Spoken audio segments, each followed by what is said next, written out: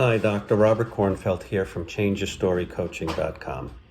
So many people I work with just feel stuck. And being stuck creates all kinds of difficulties in life. So how do you create change when you're feeling stuck? I think we all have to realize that these are very, very difficult times we're living in. There's so much information that we're bombarded with.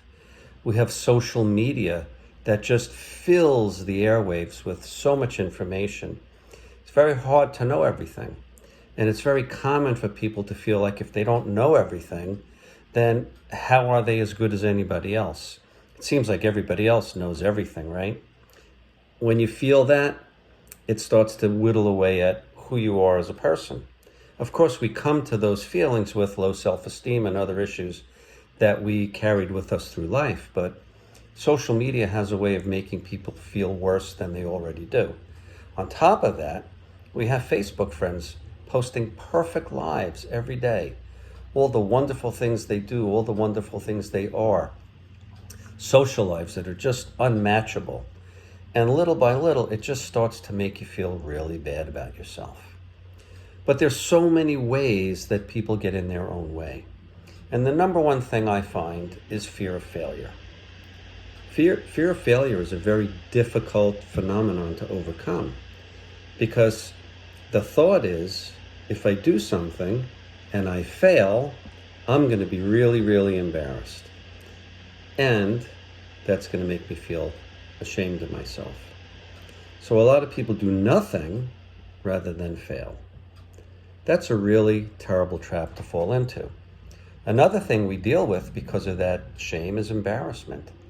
When we want to create change and we don't know how to do it, we have to reach out to others. When you reach out to others, what are you saying to the world? I don't know how to do this. I'm at a complete loss. I need help. Our society has kind of conditioned us to the fact that reaching out for help means you may be less than, means you can't do it yourself. And that's a negative thing that we deal with as we go. So if we are stuck and we don't create change and we're full of a fear of failure and we have embarrassment and shame, where does that leave us? It leaves us doing nothing.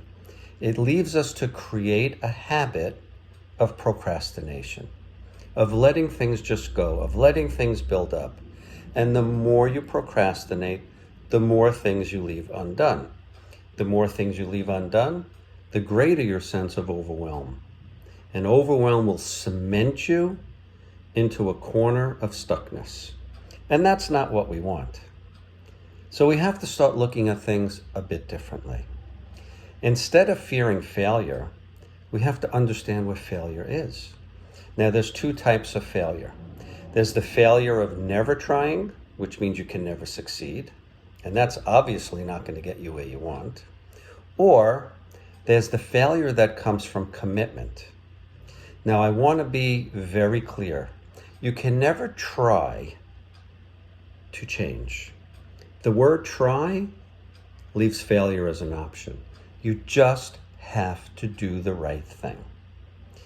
Failure comes when you don't have the right formula or the right path, but that doesn't mean you're done.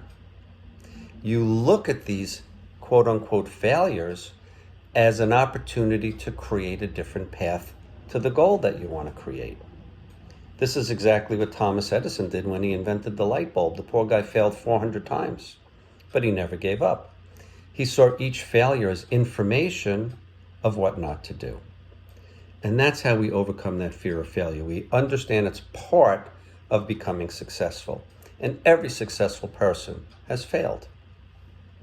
In terms of procrastination, this is a big one.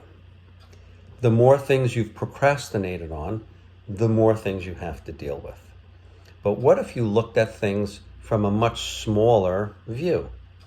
Let's say you have 15 things that you've left undone. You take them one at a time and you break each one down into mini parts. So if you have to fix one issue, that one issue gets divided into maybe 5 or 10 different steps. Each one of those steps is simple to succeed with. So we work on eliminating overwhelm by creating small successes. And when we string all of these little successes together, people get a better sense of who they are and what they can accomplish. Consistent success builds self-confidence, of course. And that's what we really want to create more than anything. In terms of embarrassment, this is something that everyone needs to get over. The most successful people in the world align themselves with those who can teach them and support their dreams. There's no shame in not knowing everything. The only shame we carry is not reaching out for help. When you align yourself with those people who know a way to your goal and can help you and support you to get there, that's success. That's a very potent and successful move. So we need to stop thinking of ourselves so negatively. We need to learn that there are ways to push through all of these limiting beliefs that keep us stuck. That's what life coaches do. I'm here to help. If you're interested in learning more, certainly visit my website, which is www.changeyourstorycoaching.com. You can directly email me, if you so choose, at info@changeyourstorycoaching.com. I'm here to help. I'd love to help anybody that's looking to make improvements in their life and make change for the better. Thanks for listening, and we'll see you next time.